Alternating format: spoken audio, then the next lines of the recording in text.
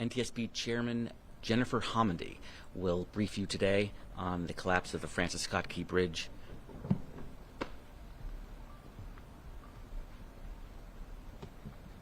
Good afternoon, and thank you for joining us.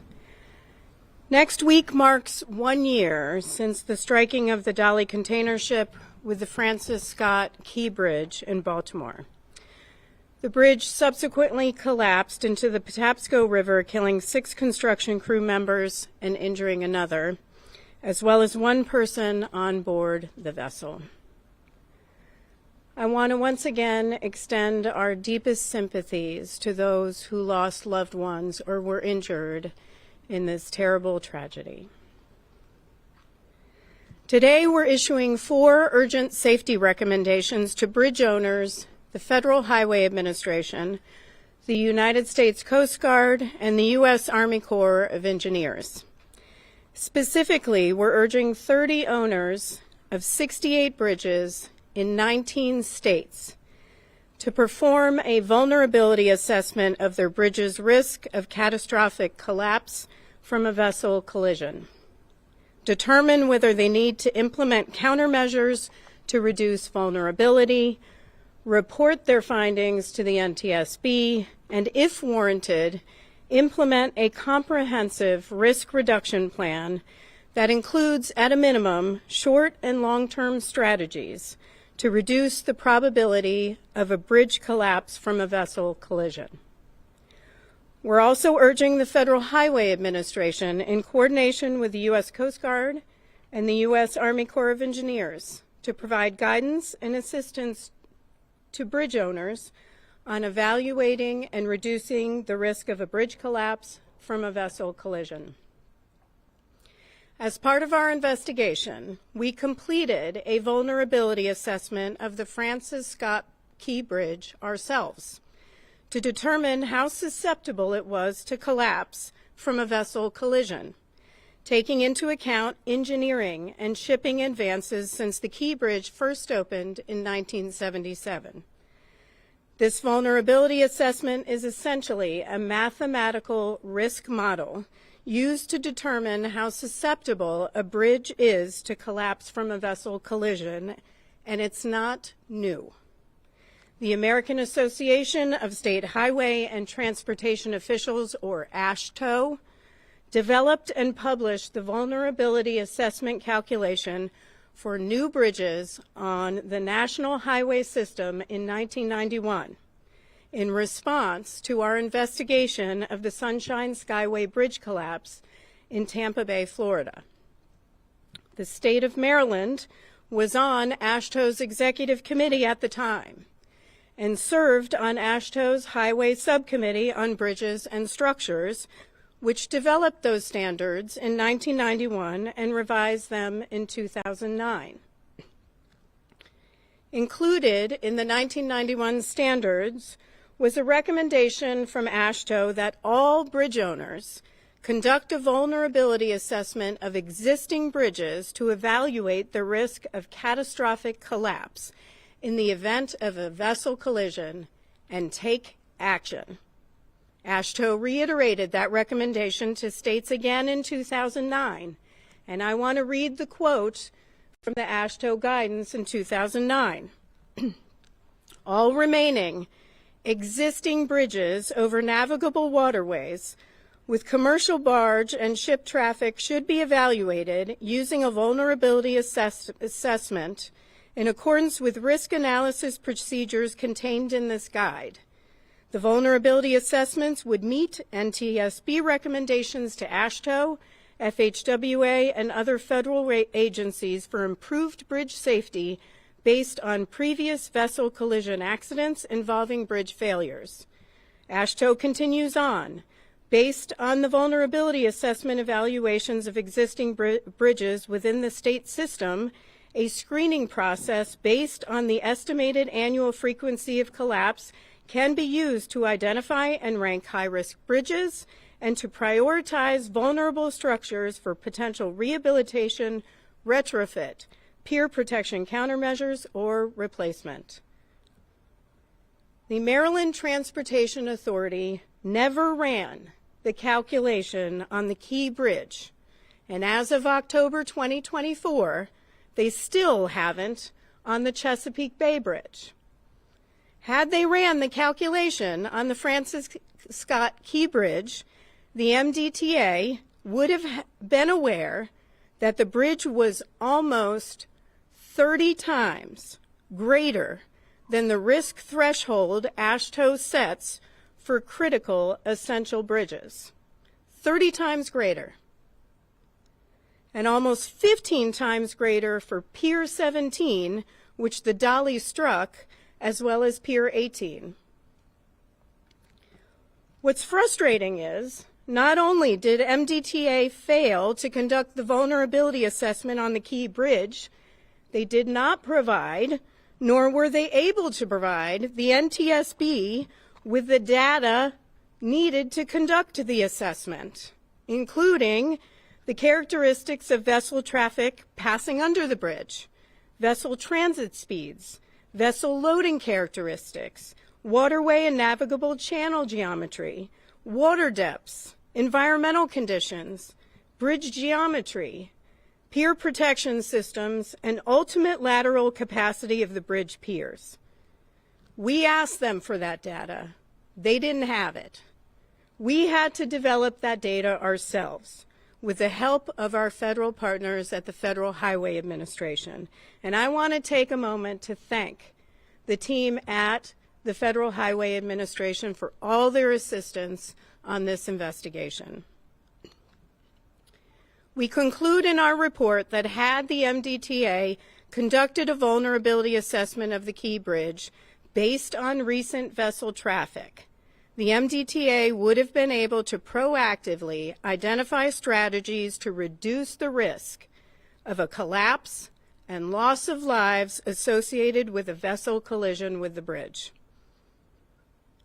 Like the Key Bridge, other bridges throughout the United States were designed before AASHTO's 1991 guidance. To understand the scope of that risk, we asked the Federal Highway Administration to identify bridges that cross navigable waterways and are used by ocean-going vessels like the Dolly, and gather information about protection devices in place for those bridges, like dolphins, like fender systems. We then narrowed that list based on when the bridge was built, whether it had a vertical clearance of at least 80 feet, and whether it had substructures such as piers in a waterway. We also evaluated vessel traffic transiting under the bridges. We repeated the same process for bridges owned by the U.S. Army Corps of Engineers. And as a result, we identified 72 bridges in 19 states, managed by 30 bridge owners that were likely not designed and built to AASHTO specifications. Owners of 4 of those bridges performed a recent vulnerability assessment and are either implementing a plan to reduce their bridge's vulnerability or will be doing so in the future. The remaining 68 bridges that have not undergone a vulnerability assessment based on recent vessel traffic have an unknown level of risk of collapse from a vessel collision, which is why we're recommending that those 30 bridge owners take action now. Frankly, we've been sounding the alarm on this since the tragedy occurred, and in testimony before the House Transportation and Infrastructure Committee last April. We need action. Public safety depends on it.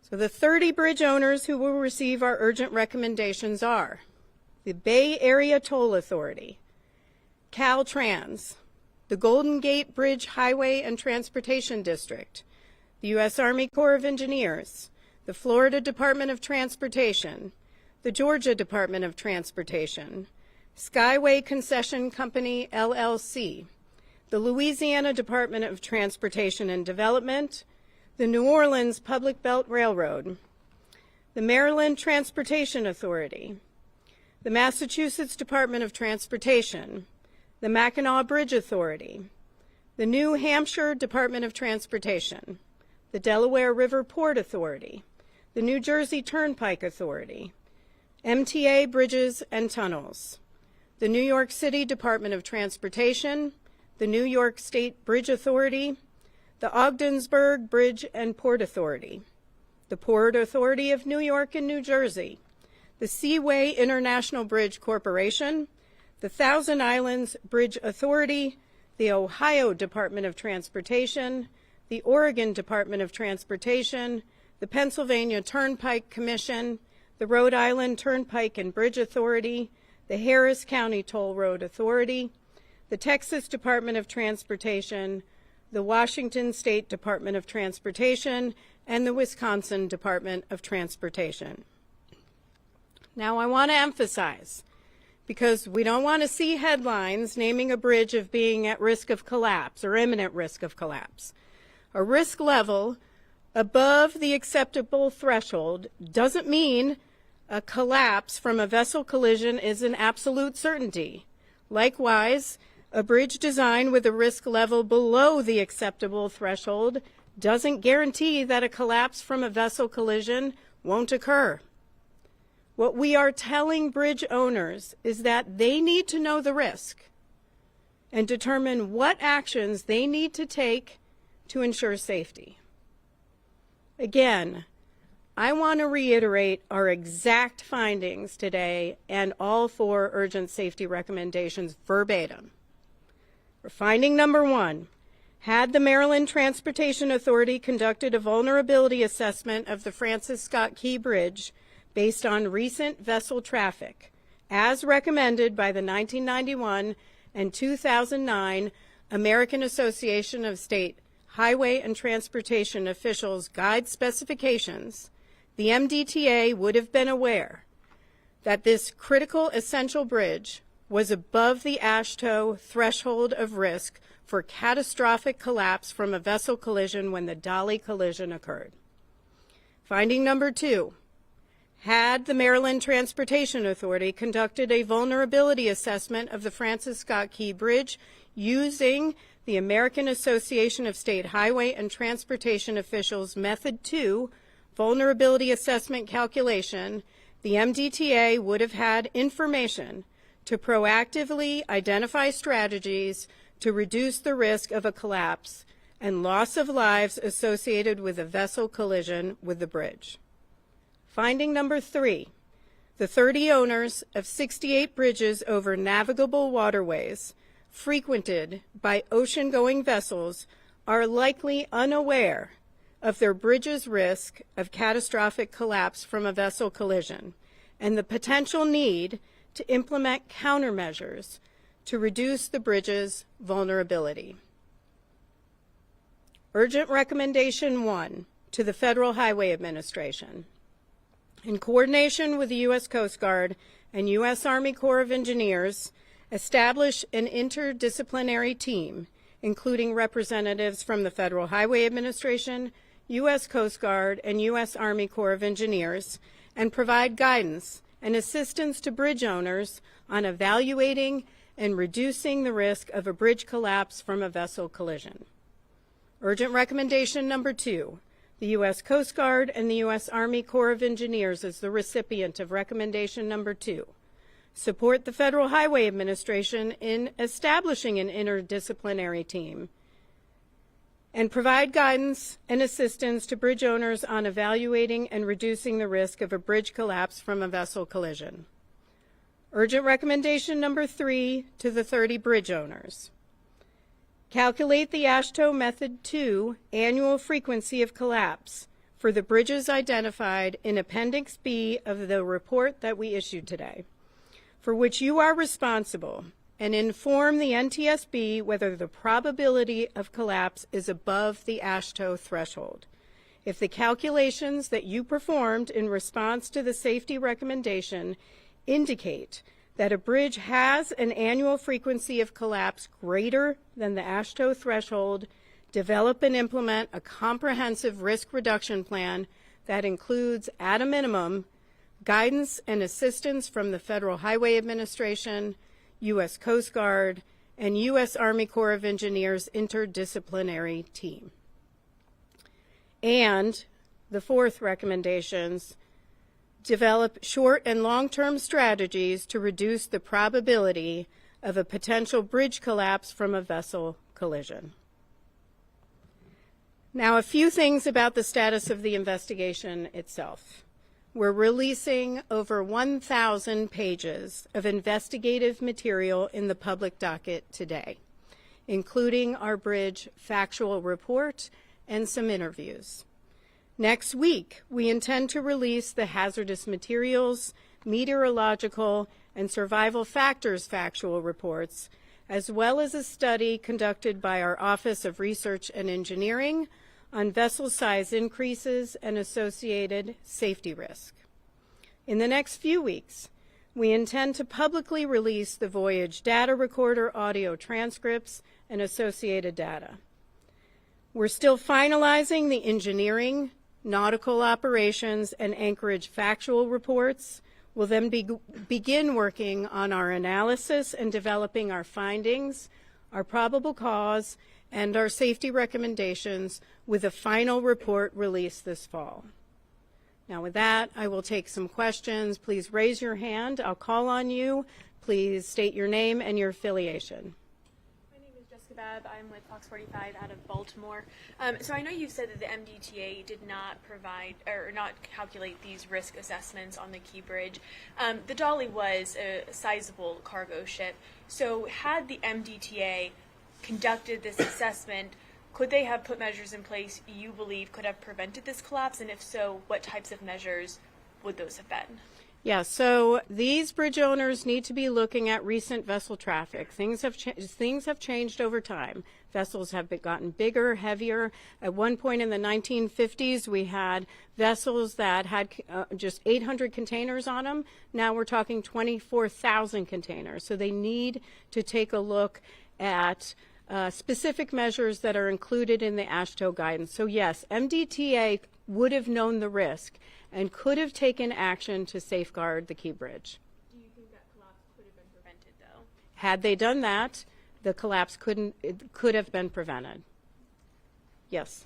Chair Hamadeh, it sounds like from what you're saying, these 68 bridges, the owners have not done these assessments. But do you expect that the vast majority, if they do those assessments, the vast majority of those bridges would be above the acceptable level of risk and need significant improvements? The question is whether the 30 bridge owners that were issuing these recommendations do, whether we believe their risk assessment will show that they're above the AASHTO threshold. We don't know that.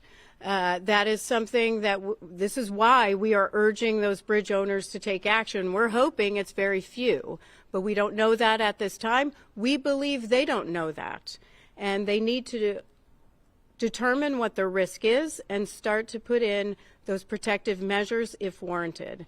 One thing I do want, back to your question on could they have taken action, would have prevented it, this is not new. They could have been evaluated, MDTA could have done this evaluation numerous times over the past several decades. It was recommended by AASHTO in 1991. It was recommended by AASHTO in 2009. They were part of that subcommittee in issuing those recommendations, and they especially should have looked at the change in vessel traffic, certainly after the 2016 expansion of the Panama Canal. Yes. Thank you for taking my question. Phil Yakubuski from WBIO Radio in Baltimore. You talked about the process that they should have done these assessments. Were there warning letters sent to them? Can you talk about that? How did you keep tabs that this was not being done? So the question is the vulnerability assessments and how MDTA had not done these vulnerability assessments. It was a recommendation from AASHTO in 1991 and again in 2009. As part of our investigation, we asked, had you done these this vulnerability assessment on the Key Bridge? The answer was no. We then asked, are you doing this vulnerability assessment on the Chesapeake Bay Bridge? The answer is no. They have not. Yes, sir. You're making these recommendations. How do you follow up on them? Oh, I'm sorry. I'm Alan Etter from WTOP here in Washington. Thank you, Al. Yes, ma'am. you've made these recommendations. What does the follow-up look like? How can you ensure that these measures take place? The question is on the follow-up and urgent recommendations. When we issue urgent recommendations, we are saying there is a safety deficiency here, a potential safety risk, and you need to take immediate action. So we will follow up with all of the bridge owners. Over time, we will follow up with Federal Highways. We had a briefing for Federal Highways today. I also called the state of Maryland to make sure they knew that we were issuing this, as well as several others. So we expect action. And we have an entire team that follows up on those recommendations and will do so. Ms. Hamdi, Kate Amara from WBAL-TV in Baltimore. I am curious if the Bay Bridge is on, the Chesapeake Bay Bridge in Maryland is on the list of the 68 bridges, because I'm also wondering, if so, could that be the only bridge of the 68 where the owners knew it was on the list? Because back in May, your preliminary report specifically directed the MDTA to do short-term and long-term studies to upgrade the existing protection. So is the Bay Bridge on the list?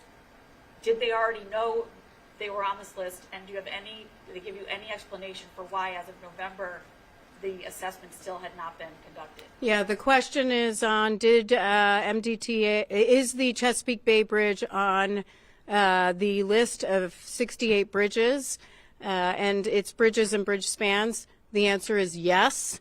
The east and westbound portions of the bridge are on the list of 68. And then the question is about their vulnerability assessment and conducting the vulnerability assessment. We asked MDTA, are you doing it? In writing, as of October, they stated no. Certainly, if they build a new bridge, they will have to. But as of the existing bridge, we know that they have not done that. Calculation, that vulnerability assessment takes a long time. There's no reason why they shouldn't have done it before now. It shouldn't take an urgent safety recommendation to get action, and we expect that to be done now. And we'll follow up. Thank you. Sure. Yes, sir. Adam Tuss, Channel 4 here in D.C. People have a hard time driving over the Bay Bridge as it is right now. What would your advice be to them if the safety risk is kind of unknown at this point in time? Yeah, the question is about concerns over safety and driving over the Bay Bridge. I also drive over the Bay Bridge at times. I would say the reason we are issuing urgent safety recommendations is we don't want this to occur. Certainly, the same type of traffic goes under the Bay Bridge, but at higher speeds. And so what we are trying to do is prevent something in the future. That is always what we're trying to do in issuing our safety recommendations. In this case, they need to know the risk and take action. It doesn't mean there is a risk there.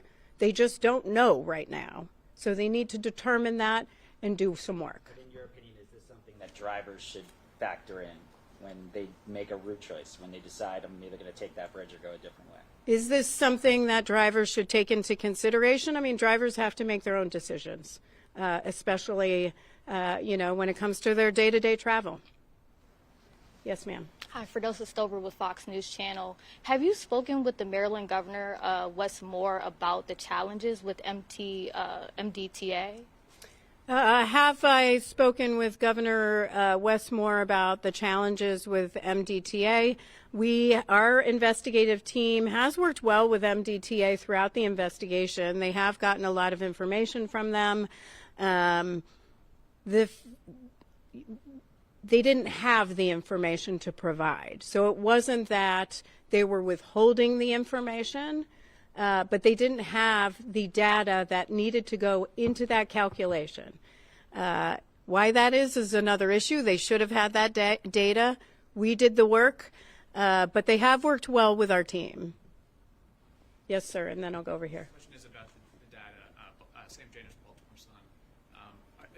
Do you know if they have changed any of their data collection systems, and if they even have the data to have a full risk assessment for the Bay Bridge at this point? Does MDTA have the data to do a full risk assessment of the Chesapeake Bay Bridge? They've certainly had enough notice to go ahead and get that data together. This is part of our recommendations where we are urging Federal Highway Administration, the U.S. Coast Guard, and others to work with the states to help them do that. So hopefully they'll be able to take action, but this is a great question for MDTA on what they do have available for the Chesapeake Bay. Yep.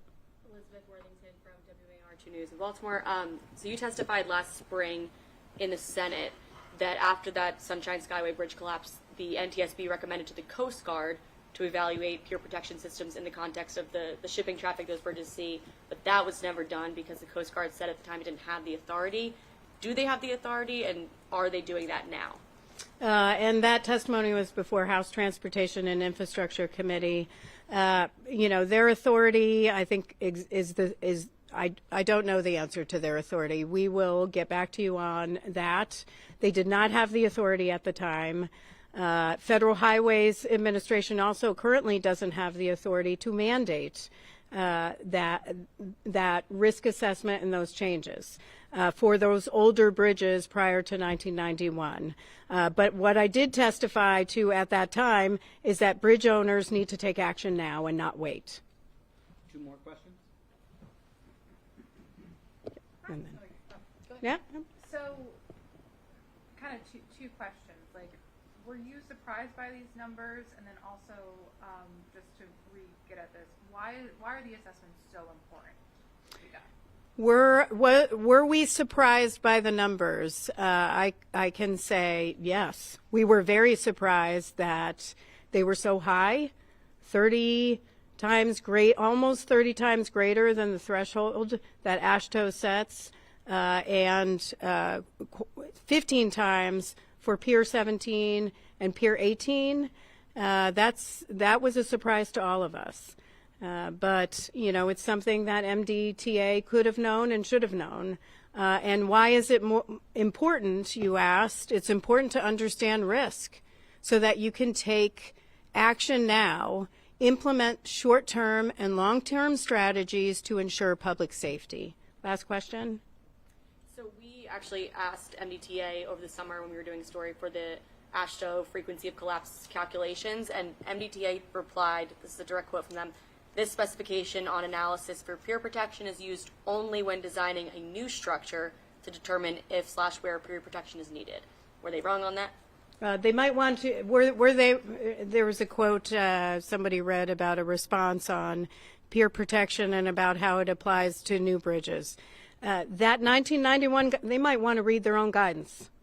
They were on the AASHTO Executive Committee in 1991, and they were on the subcommittee that developed the 1991 guidance and the 2009 update. It says very clearly on page 3, you should do the same calculation and risk assessment and put protective measures in place for your existing bridges before this guidance came out. So there's no excuse. Thank you so much.